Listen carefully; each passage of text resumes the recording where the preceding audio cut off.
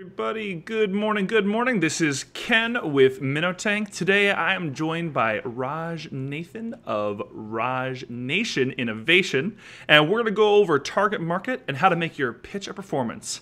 Let's get started.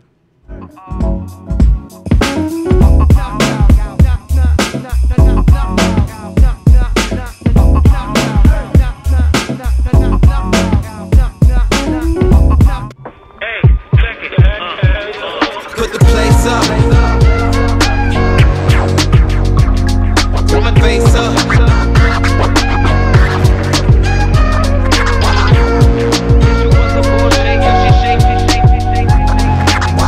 Why you doing all that? Thought you was my wife, but you slapped me in the back. Raj, we got to coordinate our dancing. Raj, hold on, I'm not getting any audio out of you. Can you hear me okay? All right, Raj, test your audio real quick. I can hear you. Hey, good morning. All right, we're here. Hey, all right, guys. Hey, this is Ken with Minnotank, and I'm live with RajNATION from RajNATION. Our tech is working great today, unlike last week.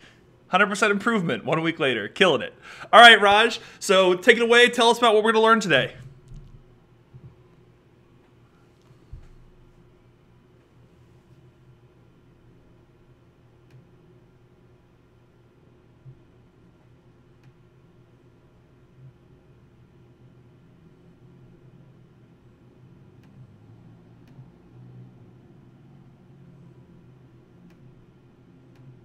All right. So keep going. I'm sorry. Did we have some audio issues there? Keep going.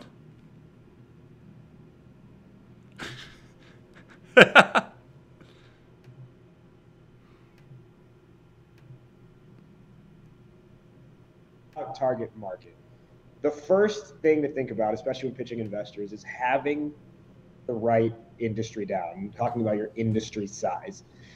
And obviously, you want to have something that you want to be in a space that is a big industry, right? Right. Billions of dollars is your industry. If your industry is $1 million, you won't get any money from anyone, because if you cap out $1 million, what's the point of putting in $1 million into your company? Now, that part's obvious. But what's less obvious is knowing your specific industry. What I mean by that is, I heard a venture capitalist talk about this several months ago, who only invests in med tech and healthcare startups. And the way he put it, I really liked it. He said, there's a big difference. Like, let's say you have some type of like knee rehabilitation device, okay? Okay. All right. Knee rehabilitation. There's a difference between the knee surgery market versus the surgery market. So I should say that in reverse. There's the surgery market. Yep. There's the knee surgery market, and then there's the knee surgery device market. And those are three different markets, and you have to know which space you're playing in.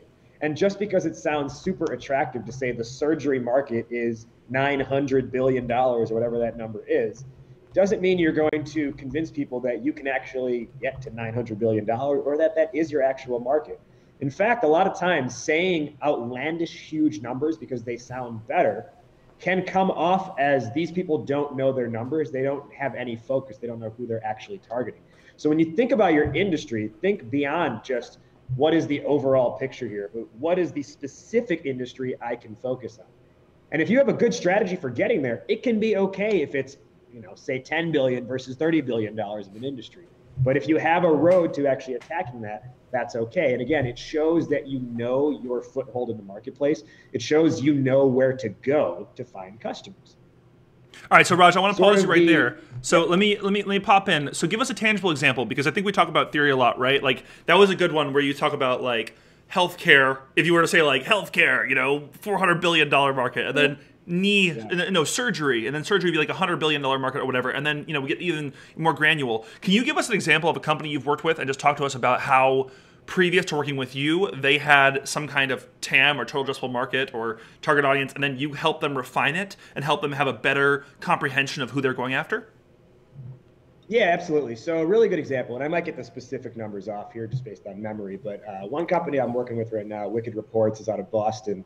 And they're a SaaS / AI platform to track your Facebook ads online, not just Facebook, Nice. excuse me, any online ad that you run. They can track the ROI of every single ad you've run. Wow. Now, it's a really cool software. And if you look at a company like that, you have a market that is, they specifically target e-commerce, SMB e-commerce companies. Okay. Now, would you define Now, the SMB for us, e-commerce, just in case we don't know what SMB small, is? medium-sized business. Yes. Thank you. Small, medium-sized business. E-commerce. E-commerce, selling things online. Yep. Thank you. Hey, you never know who's tuning in. You gotta be careful. Yeah, exactly. I feel you on that. So the global e-commerce market is something like $30 trillion, right? But if you filter down beneath that, you have the SMB e-commerce market, which is, I don't remember the number, but some billions of dollars. But then even within that, what they have focused in on, which I really love, is not just the SMB e-commerce market, but specifically the 500,000 SMB e-commerce companies who use Shopify, which is a payment system essentially and a platform to host your e-commerce site. Yep. So what they're showing is that, hey, this is a giant opportunity, but we are filtering it down to specifically these kinds of customers. They have to be on this kind of platform. And you know what? If we get someone who doesn't use Shopify, great, but we're not targeting them. We're targeting the Shopify people. And that's showing that you can be very, and actually they even drill down one further than that. And it's like, it's those Shopify customers who have a certain spend as well on their ads. So you can get even more specific with it. And that's how you show that you're smart with your approach. It's how you show that there's a big opportunity, but we are smart enough to know that we can't get everything under the sun. We're going to go after this specific area. Yeah, Raj, I like that because I think a lot of startups, especially, we have a lot of startups apply to Minnotank. And we talked to a startup just earlier this week who works in the logistics industry. And they said, it's a $100 billion industry. And I said, yeah, but like logistics is a $100 billion industry. But what the specific pain point you're solving, what is that total addressable market? What is that? Which is really about their target audience. So I think it's nice when we can have a tangible example. And it sounds like Wicked Reports needs to come on Minnotank and raise some capital. But after they work with you, of course. But shameless plug, live stream pitch every Tuesday morning, 10 a.m. See early stage tech startups raising capital on Minnotank. But that sounds awesome. So it's very specific. And I think that's really nice because if I am looking to invest in a company, the last thing I want to see are these grandiose numbers. Because, usually we see a lot of early stage tech startups, young guys or young women, right? Young people who don't have a ton of experience. Maybe they have 3 to 5 years in the market. Predominantly, I'll say, at least that's like our experience at Minnotank. Young folks, they do some work, management consulting, they hop out and they say, we're going after this, we're going to do it great. But the numbers are often really ridiculous. And 2, 3, 4 year projections are just like hockey stick without logic. And I think what you just said with market reports is really awesome because, okay, we know it's a huge market. We're going to drill down even further. What was it called? Wicked Reports? I'm so sorry. Wicked Reports, yeah. They're there we go. Boston, so like Wicked Hardcore, Wicked Reports. Of course. I totally know what that is. Yes, Boston. Okay, so keep going. I didn't mean to derail you. But yeah, I like that. I like that drilling down that target market idea. Yeah, and that kind of leads into my next point, which is the idea of your total addressable market, right? And the abbreviation is TAM for people who have been in the startup game for at least a few months. That shouldn't be necessarily a surprising thing to hear. You want to have your TAM, your total addressable market. But like I used in the Wicked Reports example, if you take that however many it is, I think it's the 500,000 Shopify stores who are doing X number in ad spend, it ends up being like the top, I think it's like 0.5% of the overall Shopify marketplace. And that's just the Shopify marketplace, right? Not 0.5 of the e-commerce globally, which would still be $3 trillion or whatever it would be, right? It's 0.5 of Shopify. Right. So what is key here in your total addressable market is you want to be aspirational, but still be realistic and essentially don't overpromise, okay? My favorite example of this is, let's take Whole Foods Market. I'm sure you've shopped there before. Very expensive, but yes, I have. Well, now that Amazon bought them, their avocados don't cost as much. Avocado toast. I am a So- millennial, so you know what I need. Keep going. What would you say in the grocery industry? What's Whole Foods market share? How much of the market do they have? Oh, great question. I wish I wish we had like a way to like pull the audience for this. I don't know. I would say like less than 5%. No, less than 2%. They don't have that many stores. They're very small. Yeah, so you're on the money there. Most people, when I ask this question, actually, they say somewhere between 10 and 20%. Actually, I was in Phoenix a couple of weeks ago and doing a presentation, and I asked that, and the average we got to was like 13%, I think, between all the responses in the room. Whole Foods, prior to Amazon, had a 1.21% market share. The biggest in the category or in the industry was Walmart with like 18 or 20% market share, and then like Albertsons with 2 or 3% less than that. Wow. Post Amazon acquisition, Whole Foods has a 1.40% market share. So they increased by 0.19% with Amazon, and everyone's like, oh, well, Amazon's going to take over now. I mean, maybe, but also keep in mind, Walmart and Albertsons still own a lot of this industry. Right. And when I say a lot, I still mean less than 30% each of the industry. So when you think about your own startup and you look at a company like Whole Foods, which is a household name throughout the country, Yep. and they have 1.21%, now 1.4% of the market, understand that your startup probably isn't going to get that 8 to 10% you're initially projecting in your pitch deck. So back off those high numbers, and 8 to 10% is a big number. Make it more realistic. Show how you can have less than 2% of the marketplace and still be $1 billion entity. Right. I think that's an awesome example because I think, it's perfect when you talk about Whole Foods because, like, it's a huge brand. Everyone knows what it is. But, like, most cities don't even have a Whole Foods.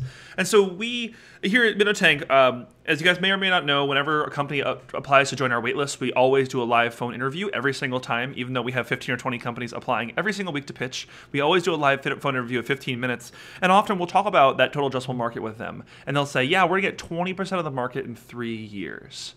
It's a very large number, no matter what you're doing. I mean, with a staff of 10 or 15, that's a ridiculous market. And actually, I think that only really works when you're creating a brand new market. For example, if you were in, 2002, 2003 and creating Facebook, my numbers are probably totally off. But what I'm saying is social media didn't exist then, right? And so when you develop a market and you create a brand new thing, you can get a big piece of the market. A great example, I just want to throw it out there because this is just riffing off what we're talking about when it comes to TAM. So a new company that I just recognized this month was called Anchor, which if you know how many companies are named Anchor, it's kind of hilarious. We've had 4 companies apply to Minnotank, all named Anchor. Totally different markets, just very funny. But Anchor is like, it's like if you were to fuse podcasting and Snapchat together. 24 hours that your podcast exists. Very interesting. But I'm sure if they were trying to accomplish something, they're not trying to accomplish, 20% of the podcasting market, which I'm sure, how do you even quantify the podcasting market? It's so diverse. But let's say it's, $100 billion. There's a lot of people that use it. There's a huge market for it. All they really need is 1 or 2%. And that's still billions of dollars that they have, and they have that viewership. So I couldn't agree with you more, Raj. I think it's really good for you to know your TAM, and it makes you look professional. And it makes you look well thought out because often investors are making a bet on you and they want to know, has this person thought through their numbers? Do they have good comprehension? Are they going to, and you mentioned before, I want to touch on this because I work in sales, I've always been a sales guy through and through. And we often talk about over-promising and under-delivering. And this is one of the biggest problems with early stage tech startups. They say, hey, we're going to make you a return of 75x in 14 months. Write me the check right now. Ridiculous. Truly ridiculous, right? So yeah. I think it's important to under-promise and over-deliver. Have very conservative numbers and blow it out of the water.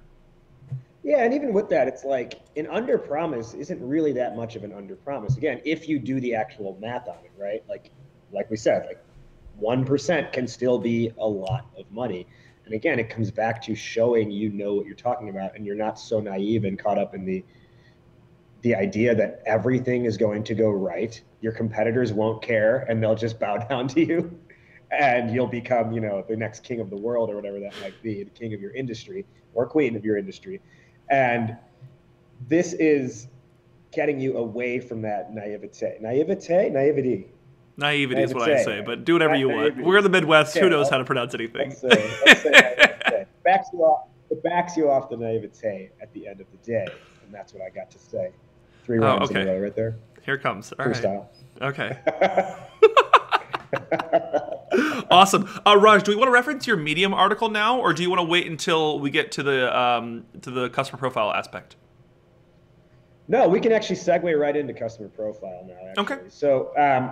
So we've talked about this idea of know which industry you play in, and then specifically know your total addressable market. Within even that, and if you watch Shark Tank, you'll see this a lot.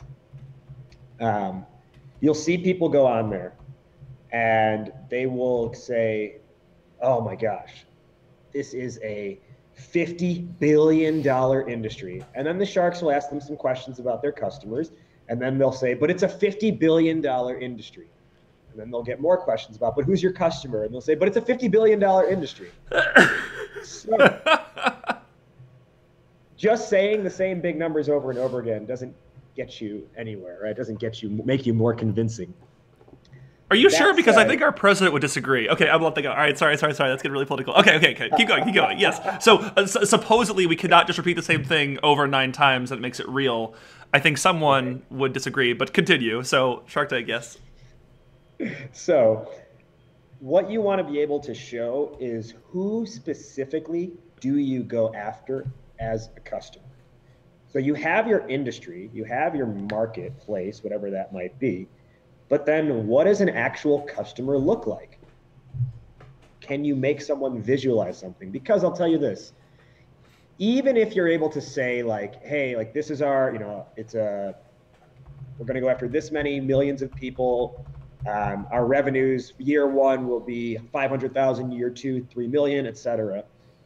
Even if you're able to say that, like I'll ask you, Ken, can you tell me right now, can you picture 1 million of anything? Like, no. Can you tell me exactly what that looks like? No, I mean, I think it would be really hard. So I come from Florida, and I think if I was going to try to visualize something, which is very Floridian of me, I'm showing a lot of my cards right now. I think of a shrimp boat, and I think like when a shrimp boat comes in with their big, huge thing. But I don't know, that might be like 100,000. I have no idea how big a million is. Like of shrimp, I have no idea. Right. Yeah, I personally would say the most you can actually visualize is like what fills up University of Michigan Stadium, which is like 120,000, 130,000 people, right? So if you're trying to convince someone that they should invest in you, if they should put money into you, it's your job to get them to be able to visualize the opportunity themselves. And it's hard to visualize when you only have top line billion or hundreds of thousands or, millions of numbers. So you've got to bring it down to a one-to-one relationship. Get them to see who your customer is in their head. What I mean by that is really drill down into a pain point and a need. So the next logical step here for someone to say is, okay, great. I need to tell them my target market then is moms age 25 to 46. But even that is not really a refined target market, especially when you think that moms who are age 25 have way different needs than moms who are age 46. Potentially a mom who's 25 is thinking, oh crap.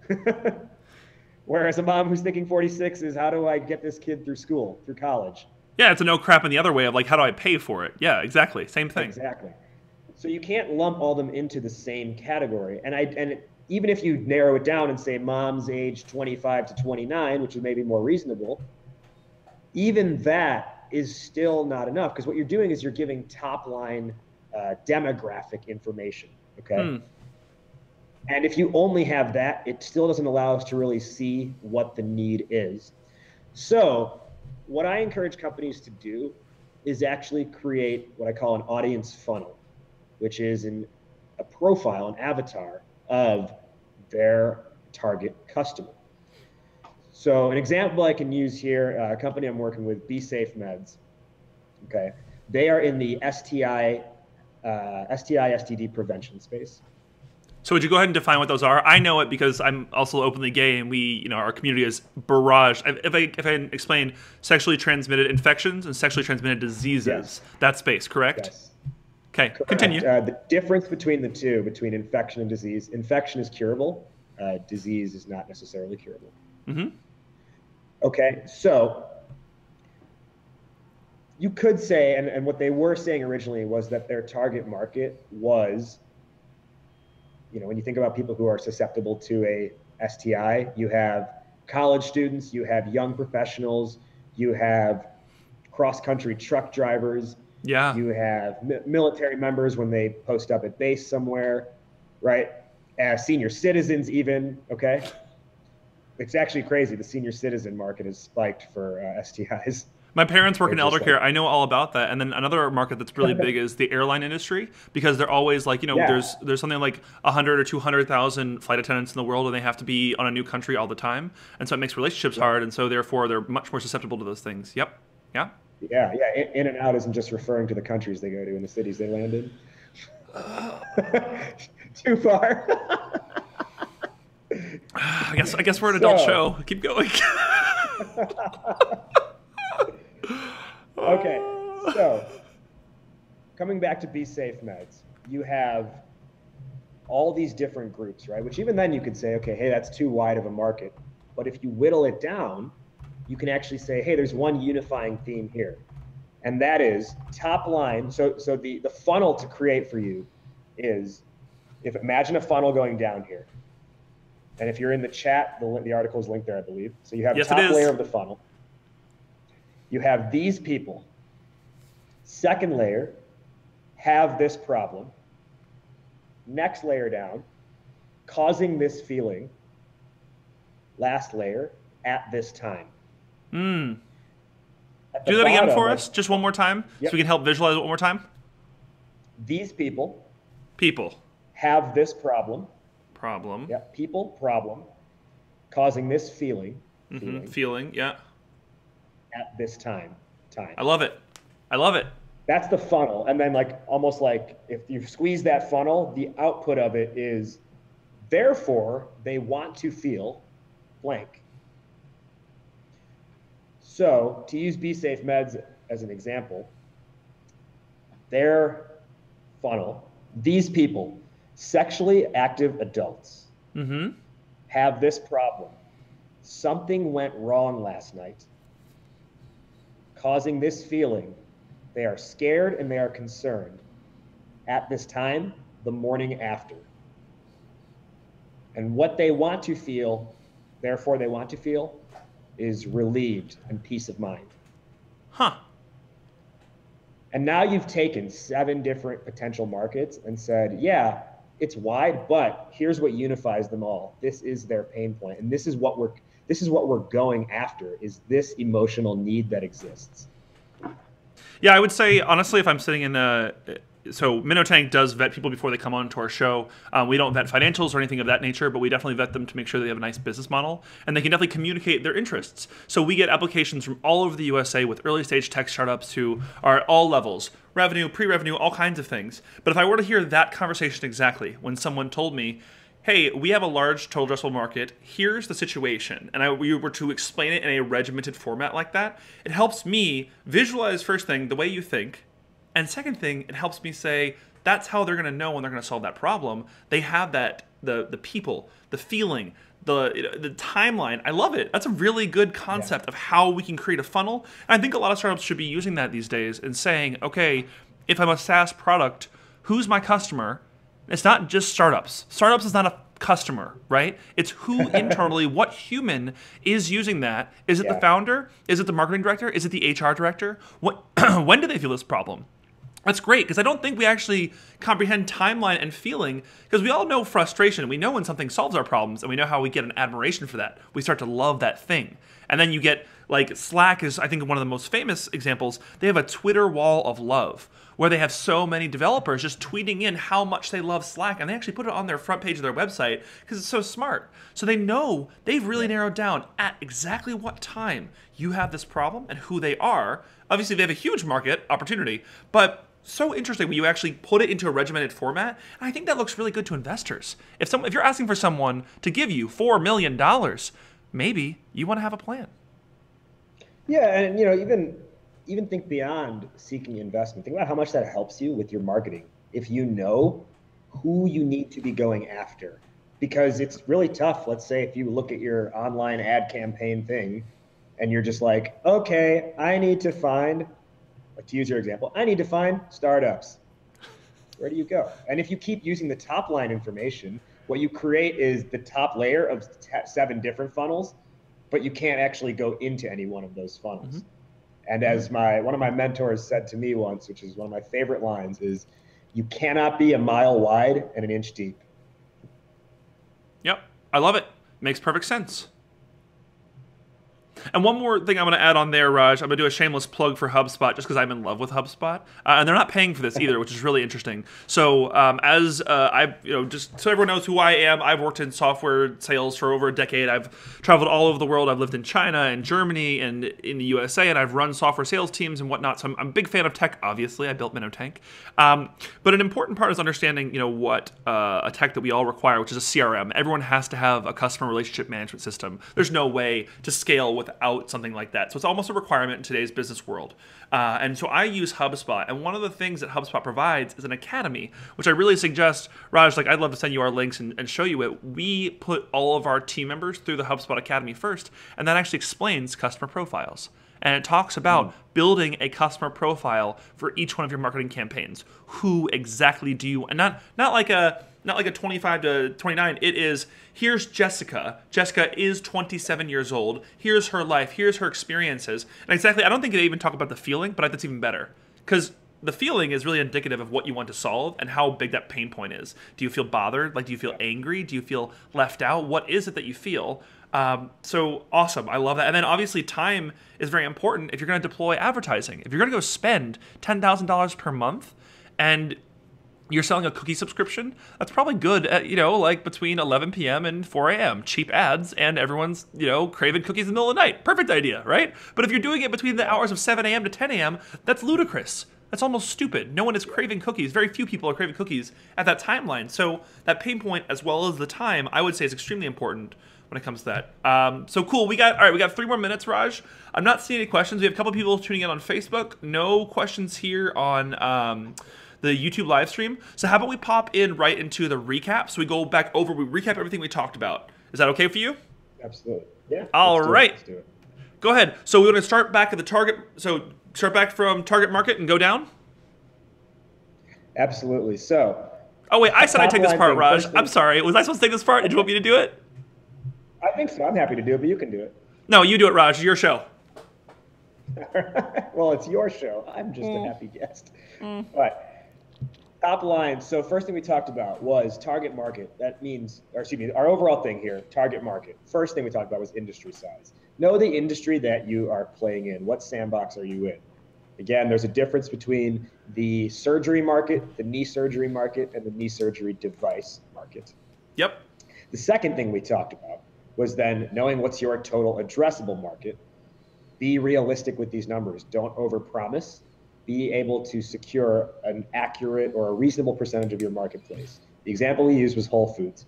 Whole Foods had a 1.21% market share. Post Amazon acquisition, they now have a 1.4% market share. So if you're out there touting you can capture 8 to 20% of the market, chances are you're going to come off as foolish because that's just way too high. Last thing we talked about was the audience funnel, developing the profile of an individual customer. No one is capable of visualizing a million of anything, a billion of anything.